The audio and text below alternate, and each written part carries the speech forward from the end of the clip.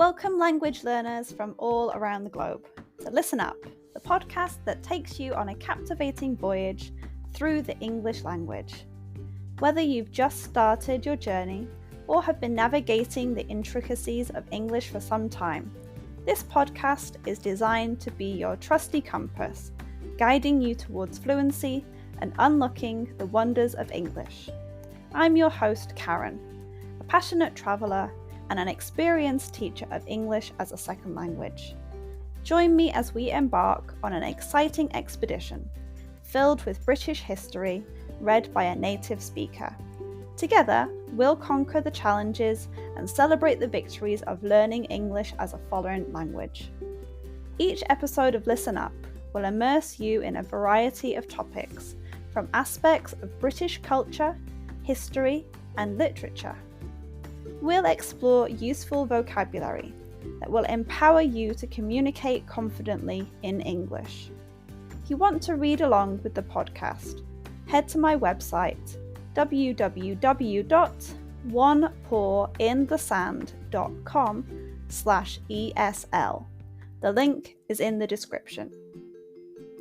But this podcast isn't just about learning English in isolation. It's about building a community of language learners, supporting one another, and fostering a love of the English language. I encourage you to engage with us through my Patreon page, where you can connect with fellow learners, ask questions, and share your own language journey.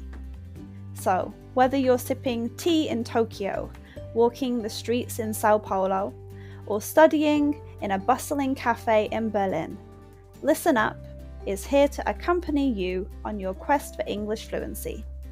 Join me as we embark on this transformative expedition, where language becomes an adventure and your dreams of effective communication become a reality.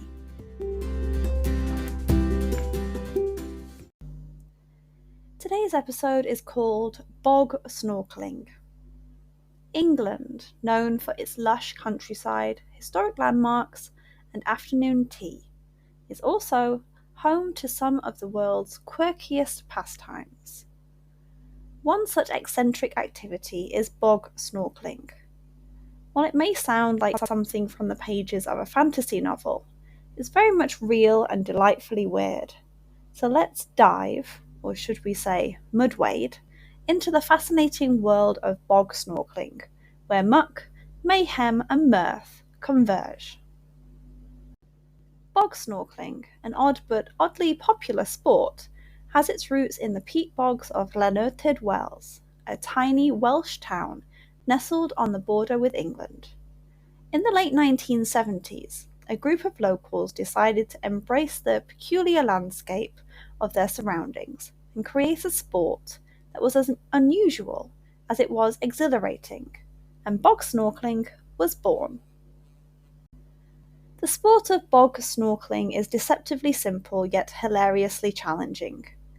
Participants don wetsuits and snorkels, yes, actual snorkels, and jump into a water-filled trench carved through a peat bog. The goal? To traverse the 120-yard-long trench as quickly as possible. Sounds easy, right? Not so fast. The trench is filled with water and chock full of thick, oozing mud, making it a treacherous, knee-deep and often comical journey. The bizarre obstacles that nature throws in your path make bog snorkelling truly entertaining. Think submerged logs, squelchy muck, and a complete lack of visibility, hence the snorkels. Watching competitors flail and splash through the chaotic quagmire is a sight to behold, and it's hard not to chuckle at the absurdity of it all. Bog snorkelling has evolved from a local novelty into a globally recognised event.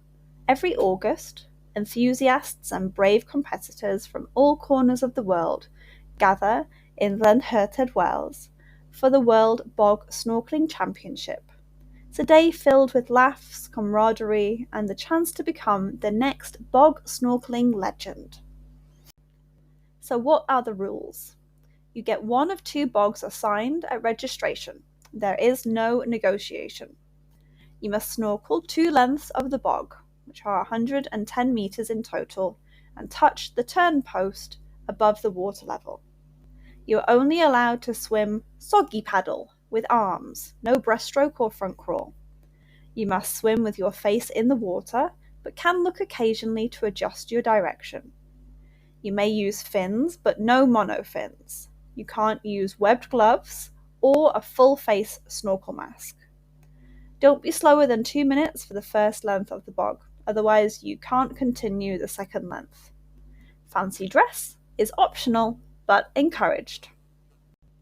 Over the years, the sport has produced its share of bog snorkeling heroes. Names like Muddy Marvel and Swamp Sprinter have become synonymous with excellence in the bog. Competitors sport quirky nicknames and wild costumes, adding an extra layer of eccentricity to the event. Bog snorkeling may be offbeat and slightly absurd, but it celebrates the spirit of embracing the unusual and finding joy in the muck and messiness of life. It's a reminder that not all adventures need pristine beaches or rugged mountains. Sometimes all you need is a bog, a snorkel, and a hearty sense of humour. Bog snorkeling stands out as a pursuit of peculiar pleasures in a world filled with ordinary pastimes. So if you ever find yourself in the heart of England, or Wales to be precise, and you're looking for an experience that is truly out of the ordinary, consider joining the ranks of the brave bog snorkelers. Who knows, you might just discover a newfound love of mirth, mud, and a whole lot of madness. Happy snorkeling!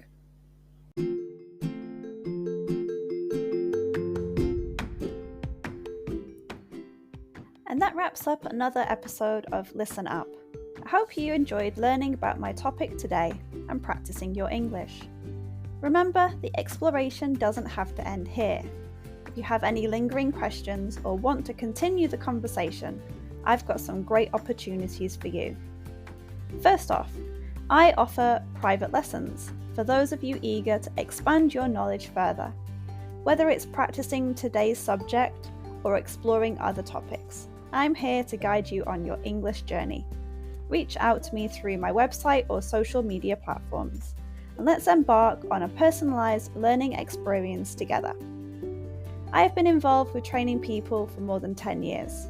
I've been teaching English as a second language for over a year, in which time I have taught over 500 students, many of whom are regulars. But wait, there's more. If you're a devoted fan of Listen Up and want to show your support, consider joining our Patreon community. Your contribution directly helps us bring you more episodes and maintain the quality of our show. Your support truly means the world to me, and we couldn't continue this podcast without you.